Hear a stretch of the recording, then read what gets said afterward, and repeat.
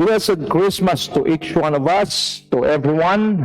Pagbati po mula sa Ambassadors for Christ Church International, Taguig City. Purihin ng Panginoon at sa ating pong pagsa-celebrate sa Paskong ito ay nawa ang pagpapala ng Diyos, ang gabay ng Panginoon, lalo't higit sa lahat ang kapayapaan, ang kagalakan at pagpapala ng Panginoon ay sumaating lahat, lalong-lalo na po as we remember, as we celebrate His goodness and faithfulness. Before, bago po magkakaroon ng maraming mga kaganapan, hayaan nyo po muna na tayo muna ay magsalo-salo ng salita ng Diyos bago ang pagkasalo-salo natin sa mga pagkain naman para po sa ating kapaskuhang pag-celebrate. Before anything else, I would like to welcome everyone mula GMA, Luzon, Visayas, and Mindanao, and even our brethren in different countries of the world. Merry Christmas po sa inyong lahat at lalo na sa mga kapwa ko pastor, pagpalain po kayo ng Panginoon, kasama po ang inyong pamilya at ang mga kongregasyon, okay? The people or the sheep entrusted to you by the Lord, and I pray that your ministry will continue to grow, it will become strong, and it will expand and extend its her territory. God bless po sa ating lahat, and I would like to begin our study with a word of prayer. Father, we thank you for this wonderful season, this Christmas season, Father God, that reminds us of your goodness and faithfulness. We also thank you for the life that until this very moment you've given us. We just want to bless and honor your name because you are good and you are faithful. As we continue to study your word, continue to speak to us in a very powerful way. And may each one of us, Father God, as we celebrate this wonderful Christmas season, we will always remember that Jesus is the ultimate reason for this season of celebration. We thank you and continue to enlighten us, continue to empower us. And I pray, Father God, that your word will become a foundation, that your word will empower and establish your people as we receive the impartation of that fresh and now word from you. We thank you and we bless you. And I declare, Father God, a blessed and a joyful Christmas celebration in honor to you, our King, our Lord, and our Savior, Jesus Christ. And all the blessed people of God declare, Amen, and Amen, and Amen. So, purihin po ang Panginoon. Again, sa mga kabubukas pa lamang na kanilang Facebook, live rin po tayo ngayon sa YouTube. Please do us a favor to share this message to your friends. The title of our message, a special message for this discipleship training is, What is Christmas? So it's very important to have a clear understanding as what the Bible mentioned, okay, that we need to fully understand what we are receiving from the Word of God so that we can execute or apply it accurately. What is Christmas? Okay, what Christmas is to some people? Okay, number one, it's a time of shopping and spending. So, hindi po natin itong makaila kahit saan po tayo pumunta. People are too busy shopping at the same time spending. Another meaning of Christmas to some people, it's a time of drinking and eating. So, dito po talagang hindi magkaundag-gaga o ang marami. Okay, sa pag-prepare ng food, others, they celebrate drinking and eating. Okay, another meaning of Christmas to some people, for them, Christmas is a time of traveling and entertaining. So, kanya-kanya po yan ng mga ninanais kung anong gagawin sa Kapaskuhan. Of course, ito po ay dineclare din gobyerno na holiday. So it's a time of shopping and spending to others. It's a time of drinking and eating. And others naman, iba ho ang gusto nila. It's a time of traveling and entertaining. Kaya nga ho, marami ho ngayon na mga shows. Talagang kung makikita natin na we have different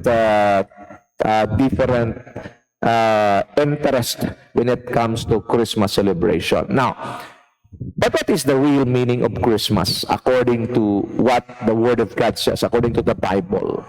Okay, our verse tonight is John 3:16 to 17, where the Bible clearly, the Word of God clearly specified that says, "For God so loved the world that He gave His one and only Son, that whoever believes in Him shall not perish, but have eternal life. For God did not send His Son into the world to condemn the world, but to save the world through Him." So dito makita po natin, clear as crystal, ang kahulugan ng Pasko ayon sa biblical na pagpapahayag. Ito pala ay isa pong ekspresyon ng pagmamahal ng Panginoon sa tao, dahil ang tao ay lumayo sa Diyos dahil sa kasalanan. That is why God provided a solution that will satisfy what the law requires. In Hebrews 9:22, you will see that it says, "Without the shedding of blood, there is no forgiveness of sin." That is why the Lord Jesus Christ became man. Though He was God, He became man. Okay? Born in a virgin. Okay? Through the Holy Spirit. And He became man and willingly sacrificed Himself on the cross of Calvary. And His blood was shed. And that blood is a powerful blood that removes, that washed our sins away. So once a person believe and receive the Lord Jesus Christ as his Lord, King, and Savior, what comes next? He will be saved. He will receive eternal life. So this is what the real meaning of Christmas according to the Word of God. Now, Christmas is a time of loving, for God so loved the world. So this is the time of loving. Magandang paalala po ito. If there are people who wronged you, okay, hindi na ho pinag-uusapan kung sino ang tama, kung sila ba ang tama o ikaw ang tama. This is the time of loving. Man committed sin against God, but God, still the one who reached out to man by sending His Son into the world and to forgive us our sin by His death on the cross of Calvary. Number two, it's a time of giving. For God so loved the world that He gave His one and only Son. You know what? Kumbaga, na-lower down yung standard pagdating sa giving during Christmas. We do Christmas exchange gift. Okay, tama naman yan. Wala naman akong problema dyan. But if you will study Christmas in a deeper way, according to what the Bible says, it is God gave His one and ultimate treasure, and that is none other than His Son, Lord Jesus Christ. He gave Him to us in exchange for us to become righteous in the eyes of God. In 2 Corinthians 5:21 it says, "He who had no sin became sin, so that we will become the righteousness of God." So, ang exchange na ito ay unfair in my own personal point of view. Why? His holy and blameless life in exchange to our wicked and sinful life. Ano ang purpose ng Christmas? upang ang tao na mapapahamak sana sa apoy ng impyerno ay magkaroon ng chance na huwag mabulit doon, kundi siya ay maligtas at makasama ng Diyos sa buhay na walang hanggan sa langit, at habang siya'y narito sa lupa, manumbalik ang kanyang original calling at ang kanyang original position, which is to take dominion. That is why napakaganda ho pag ating pong pag-aralan kung ano talaga ang kahulugan ng Pasko sa konteksto ng Biblia ayon sa salita ng Diyos. So, it's a time of giving. God gave His best to us. Okay, His one and only Son. I think this is the best time also to give our best to God, our best service, our best time, our best resources to Him, but most especially, God gave His life to us. We need to give our lives to Him. Number 3, it's a time of forgiving. Hallelujah. Loving, accepting a person in spite of who he is, giving our best to God, and of course, giving our lives also to people who are in need. And number 3, it's a time of forgiving.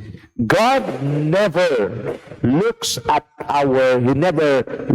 our shortcomings, even our sinfulness. What is in the mind of God in this Christmas is to forgive men in spite of who He is. Maybe some of you listening to me right now, you think that God can know, you believe or you think that God, because of that great failure or sin that you've committed, that God will no longer forgive you. You are wrong.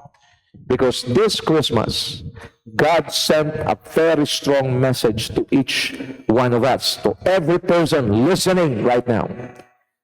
Kaano man katindi ang kasalanan mo, ang Diyos ay handang magpatawad sa iyo.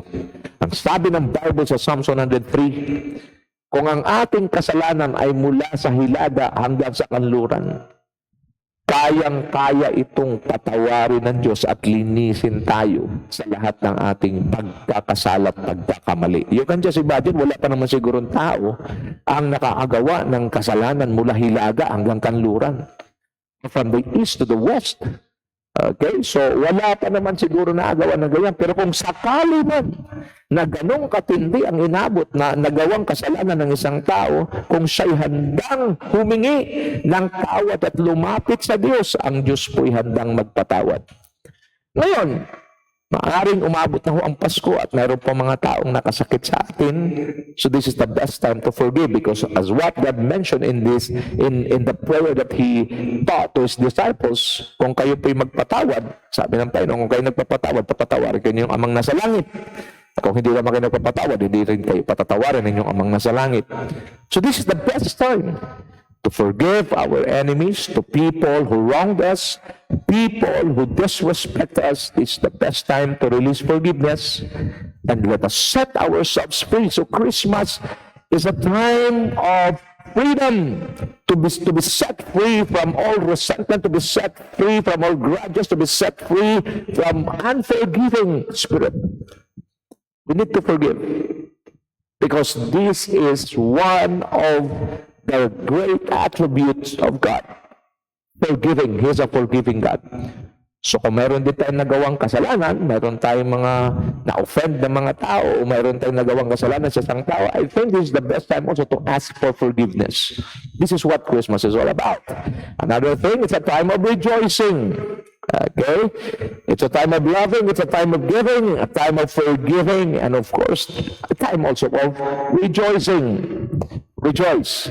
Kaso nga ho, pagka ang mundo ang mag-interpret ng rejoicing, andyan ho yung mga inuman, sayawan, nandyan ho yung mga party, nandyan ho yung mga kung ano-ano ho, mga paputok na kung saan nagdadala sa kapahamakan. Hindi po yan ang rejoicing na tinutukoy dito. Ang sabi ng Panginoon sa mga disipulo nung sila bumalik mula ng kanyang inutusan sila at binigyan ng kapangyarihan, ang sabi po ng Bible, sabi ng Panginoon, I saw Satan falling down from heaven like a lightning. Pero ang sabi niya, do not rejoice because evil spirits submit to you, but rejoice for your name was written in heaven. Hallelujah. Yan po yung rejoicing na tinutukoy dito.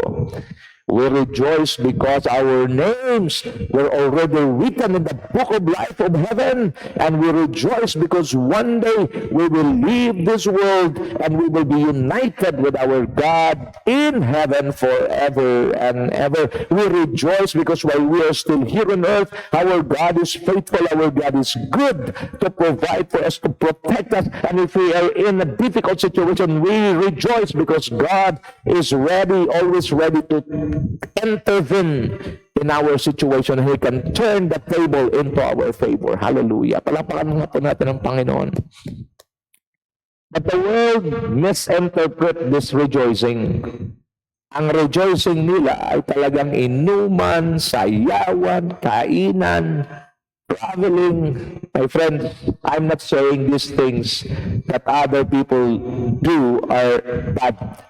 But there is a deeper revelation, a deeper insight or understanding with what the Bible says. We rejoice, especially for us Christians. We rejoice in this Christmas. Why? Because of this Christmas. Because when Jesus came on earth, God expressed His love for us. He is extending His holy hands to touch the hands of a sinful man.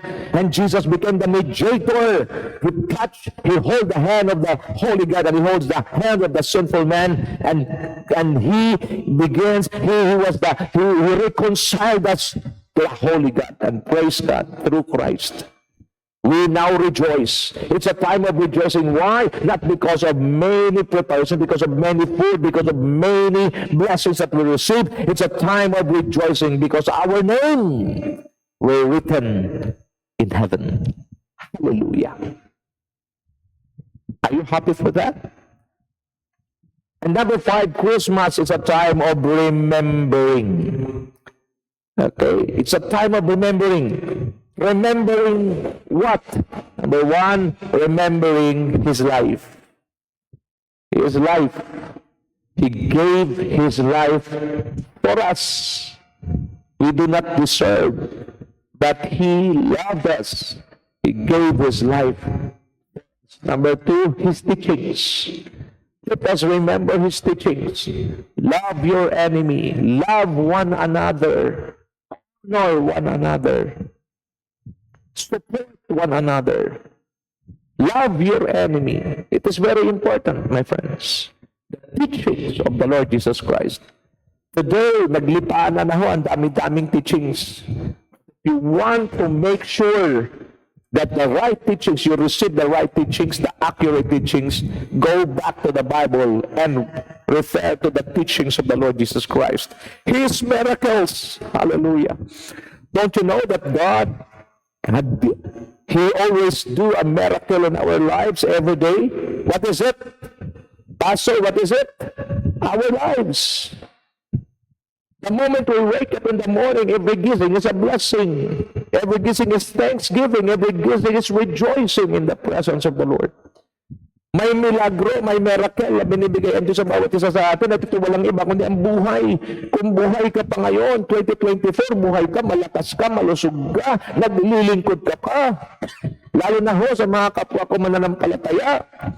If you're a believer listening to me right now, natapos ang 2024, nasa piling, nasa presensya ka pa rin ng Diyos, naglilingkod ka sa Diyos, in spite of the troubles, in spite of the challenges in your life, in spite of the things that you're going, that you went through, you're still serving the Lord, you're still a believer of Christ, you're still a son of God, you are still giving your best to the Lord, your effort, your time, your talent, your treasure, and you're still serving Him. Praise God, you are victorious. Ang victory, hindi ho yung mga problema na paglalampasan natin. Victory ang tawag yan, but the true victory is this. The true victory is, even though, in spite of the storms, in spite of challenges in life, you are still here. You are still found in the presence of God, serving Him, praising Him, worshiping Him. Yan ho ang tunay na miracle. Number 3, His death. Remember His death. Ang karamihan sa atin ang na-remember na silang siya sa sabsaban. Marami yung mga tao ang naisipan nila si Kristo pa rin born as a baby. Kaya they cannot help themselves, okay, by making manger. Just have to remember that a Savior was born. Yes, but do not Do not forget that he did not remain a child. He became a man. And he was crucified on the cross. Gave himself willingly to be crucified on the cross. For what purpose? To save us. Remember his death. Huwag mo natin alalahanin yung kanyang pagsilid, yung kanyang pagdating, yung kanyang kamatayan, ang siyang silyo upang tayo ay lubos ng malaya at lubos ng pinagpala at may buhay na walang hanggan. Yan ang dapat nating alalahanin. Huwag lang ang kanyang pagsilang. Ang kanyang pagsilang ay simula pa lamang ng ekspresyon ng Diyos at nilubos ito ng Diyos yung si Kristo ay namatay sa krus ng Kalbaryo. Yan ang ating alalahanin. Mayroon tayong buhay na walang hanggan at nakasulat na ang ating pangalan sa aklat ng buhay nung tayo sumampalataya sa Panginoon. Ano pang ating alalahanin? Remembering his resurrection. His resurrection. He died, but on the third day he rose from the dead. It is a seal of our victory. His death is the beginning. He defeated the devil through his death on the cross, but he sealed our victory. He sealed our prosperity. He sealed our healing through his resurrection. Marahil ho, ngayon lang siguro narinig ito kasi natabunan ho ng maraming selebrasyon ang Pasko. But there is a biblical celebration, a biblical revelation that everyone should know, that we should remember his life. He gave his life for us. We should remember his teachings. Why? Because the world teaches different things. But the teachings of the Lord Jesus Christ is a godly teaching. It is a biblical teaching. It is a teaching. These are teachings that pleases God. Remember his miracles every day. Every day you wake up, that's a miracle that God has given you. Huwag mong minusin. Huwag mong sabihin na ang buhay na ito walang kabuluhan. May kabuluhan. Pag may buhay ka, may pag-asa ka. Pag binuhay ka ng Diyos, pinagpala ka. Huwag mo rin kalimutan ang kanyang kamatayan. Namatay sa krus ng Kalbaryo. Huwag natin alalahanin lang yung kanyang pagsilang. Kasi yung kanyang pagsilang simula. Ang kanyang kamatayan, yun ang wakas ng kalukuhan at gawa ni Satanas sa buhay mo. Kaya pag sumampalataya ka kay Kristo, tinanggap mo siya bilang regalo. Maaring wala ka regalo na tanggap sa Paskong ito. Ang pinakaregalong matatanggap mo ay walang iba kundi si Kristo. At pag siya natanggap mo, natanggap mo na lahat. Kompleto na ang buhay mo. Ibang mga tao nalulungkot pag wala natanggap na regalo, feeling nila kawawa. Ito ang regalo, si Kristo. He is the greatest gift of all. Tanggapin mo. At sumampalataya, magsisi ng kasalanan mo, tanggapin mo siya. Pag tinanggap mo siya, natanggap mo na ang pinaka-the-best na regalo sa buong mundo. At ito'y walang iba kundi ang buhay na walang hanggan at isusulat niya ang iyong pangalan sa aklat ng buhay. Hallelujah! At siya'y muling nabuhay. We are serving not a dead God. We are serving not a dead Savior, but we are serving a risen Savior. He is alive. God is not dead. He is alive. And because He is alive, He is ready to listen. He is ready to move. He is ready to intervene. And He is ready to bless all of us together with our family. So what has Christ offered to man this Christmas? May in-offer ang Panginoon. Kita nyo?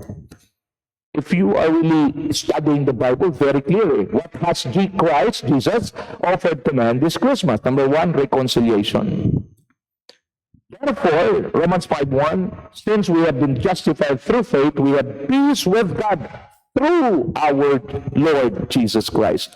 Kasi nung magkasala ang tao, nawalay siya sa Diyos at naging kaaway siya ng Diyos. Why? Because God hates sin. And sin was in man.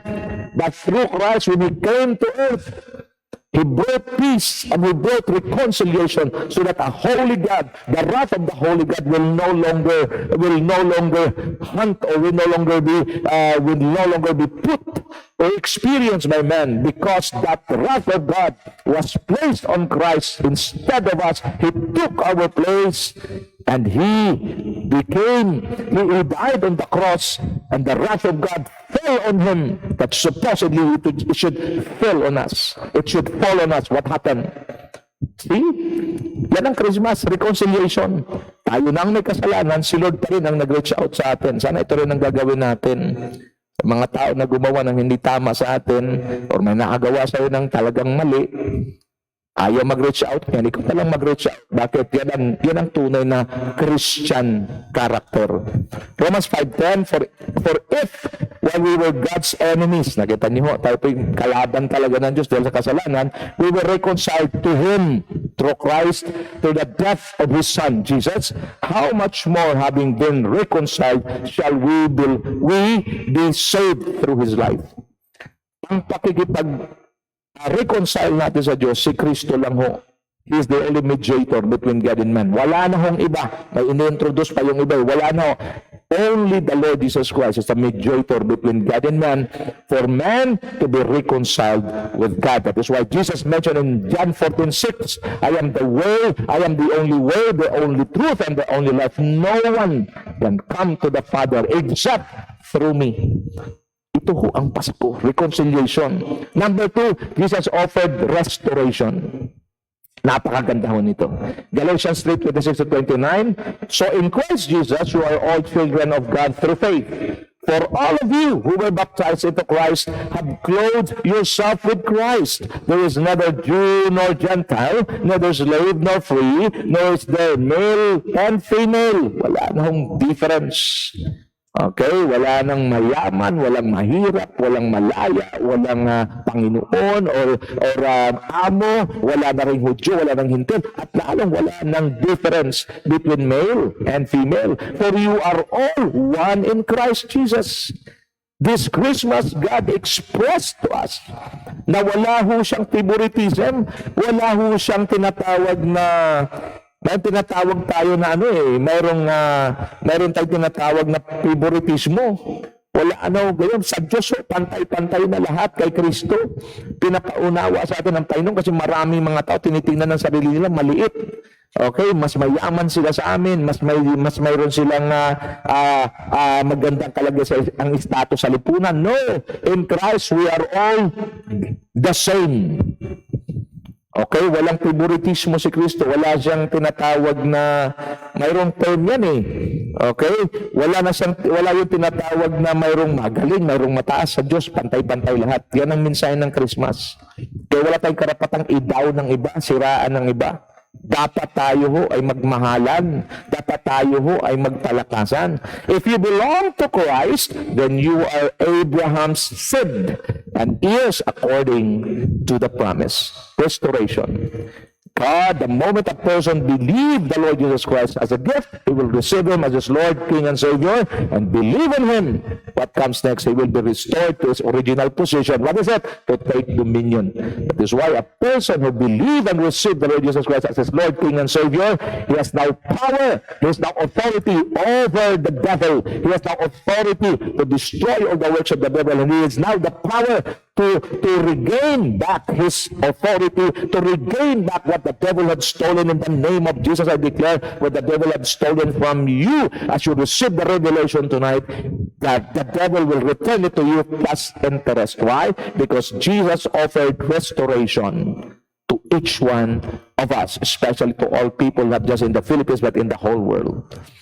This is the meaning of Christmas: restoration, reconciliation. Number 3, redemption. Romans 3:24-26, it says, and all are justified freely by His grace through the redemption that came by Christ Jesus. Redemption can only be done through Christ. God presented Christ as a sacrifice of atonement because we are sinful. His blood, Christ's blood, serves as an atonement through the shedding of His blood to be received by faith. He did this to demonstrate His righteousness because in His forbearance He had left the sins committed beforehand unpunished. He did it to demonstrate His righteousness at the present time so as to be just and the one who justifies those who have faith in Jesus. Redemption. Kailangan tayo matubos. Kumbaga, sabi nga ng isang preacher na pala ito narinig, lahat tayo nakasanla sa ahensya ng kasalanan. Tayo marimata. Gusto tayong irimata ng kamatayan because once a person died or dies without Christ, siya po ay dire-diretso bulusok sa impyerno. Yan ho sa pawn shop ng kasalanan. So pag narimata ka ng kamatayan diretso sa impyerno, but Jesus, hallelujah, He redeemed us, tinubos tayo ni Kristo mula sa ahensya ng kasalanan at pinalaya tayo, ang sabi ho ng John 8:36, so if the Son, Jesus, sets you free, you will be free indeed. Pag pinalaya ka na ni Kristo, lubos ka ng malaya. Mga kapatid, napakaganda ho ng kahulugan ng Pasko. Ito po ay isang pagpapalaya sa atin ng Panginoon, pero kailangan nating sumampalataya, tanggapin siya bilang pinaka-the best na regalo. Ang Diyos po sa tuwing Pasko, Kanyang pinapaalala sa atin, remembering that He had given us the best gift of all time. And that is none other than the Lord Jesus Christ. If you receive Him, then you will be set free. And the moment the Son, Jesus, had set you free, you are free indeed. Sa Tagalog ko, ikay pinalaya na ni Kristo, lubos ka ng malaya at wala nang hawak ang demonyo, wala nang hawak ang law, wala nang hawak ang anumang sabihin ng ibang tao sa iyo. Redemption. So it's December 25, the date of Christmas celebration. The Bible did not emphasize the exact date of His birth. So wag na natin pagtalunan yan. Kung ngayon ang nakalagay, ito yung sineselebrate, we can celebrate that this time in a biblical way. Lessons that we can learn. Number one, Christmas means a Savior. The Savior is born. Spiritually, when you receive Christ, that's the time He was born in your life. That's when Christmas begins in you. Clear? Kasi, why? Because, for example, November 1, tinanggap mo si Kristo, that's your Christmas. Because Christmas is all about Christ. Ang iba, pagkatapos ng December 25, wala na, balik na sa dati. Anong sabi ng iba? Back to normal na tayo. Back to normal. Ibig sabihin, balik na tayo sa pagiging talunan, lupaypay. Pero pag ngayong gabi, tinanggap mo si Kristo bilang iyong hari, Panginoon at tagapagligtas, araw-araw sa iyo, Pasko. Bakit? Kasi ang Pasko ay si Kristo. Ang iba malakas ang loob. Tinanggal si Kristo eh. Merry Xmas. Yan po'y galing sa demonyo. I can boldly declare that. Why? Because yan ho ang when you replace Christ with X means nothing. O yan ang value niyan. So ibig sabihin, pag tinanggal mo si Kristo, okay, walang kakwenta-kwenta ho. Ako po ay talagang fire at bold po ako pagdating dyan. Kagagawa ng mundo yan. Okay, because they want to remove Christ in the celebration. Okay, Xmas. X means zero, value, wala ho. So, yan ho ay pinapromote ng mundo, influenced by the devil, para wag mag-focus ang tao sa kay Kristo, bagkus mag-focus sa mga celebration, kung ano-anong mga binibigay ng sanlibutan na kung mga pailaw, kung ano-ano man dyan, I don't care. But tonight, I want you to understand, Christmas is all about Jesus. Okay? It's all about Him. Without Jesus, no Christmas at all. Okay? So, tinanggap mo si Kristo. Ngayon, hallelujah, tunay nga na ikaw talaga ay nagse-celebrate ng Pasko. Pero kahit gaano karaming handa, gaano karaming kasaya yung inyong party, pag wala si Kristo, hindi si Kristo na itaas, yan ho ay party lamang na pansamantala. Pero pag si Kristo ang naitaas, tinanggap mo at naisulat ang pangalan mo sa saklat ng buhay. Hallelujah! Hindi lamang December 25, kundi araw-araw sa buhay mo Pasko, dahil ang Pasko ay si Kristo. Lessons that we can learn, celebrate Christmas in honor to the Savior. Spiritually, He is the celebrant. Kung ito man talaga ang birthday, He is the celebrant, let Him be the center of attraction and attention in our celebration. Kaya ako natutuwa sa mga nagko-comment sa Facebook, do not forget that you celebrate the center of attraction and attention of our celebration is none other than the Lord Jesus Christ. I salute those people, but others, Christ, make the celebrant happy by giving Him the best gift that we can offer, people of God, our lives. Huwag tayong sumabay sa kabisihan ng mundo. Tingnan natin, gawin nating masaya ang Panginoong Jesucristo ko. If this is His birthday, so to speak, then let's make Him happy by giving Him the best that we can offer, and that is none other than our lives. You know, surrender to God, mga mananampalataya, ay dapat ginagawa araw-araw. And I believe and I strongly recommend to you that this Christmas is the best time to surrender all the whole life that we have, our strength, including our weaknesses, so that we can start 2025 strong. A surrendered life is a victorious life. In the world, surrender is defeat, but in the eyes of God, surrender is victory. Let us be victorious as we start and as we continue to live life, okay, with Jesus. Number 3, lessons that we can learn: know Him and make Him known. Spiritually, share the good news about the love of God this Christmas. If you hear this message and you know that you have a friend, you have a loved ones that needs this message, please do share it. Why? Do not be selfish by keeping the gift that you've received from God. Eternal life. Your name is written in the Bible, in the Word of life. Share and tell the world that Jesus saves. This is what Christmas is all about. God bless us all, and let me lead you into a word of prayer.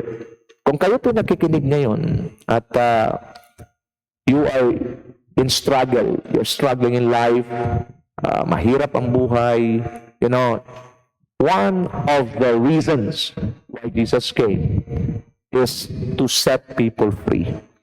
Free from poverty, free from sickness, free from the works of the enemy. And if the Son sets you free, you are free indeed. Kung pinalaya ka na ng anak ng Diyos ni Kristo, lubos ka ng malaya. Manalangin tayo. Panginoong Diyos, maraming salamat po.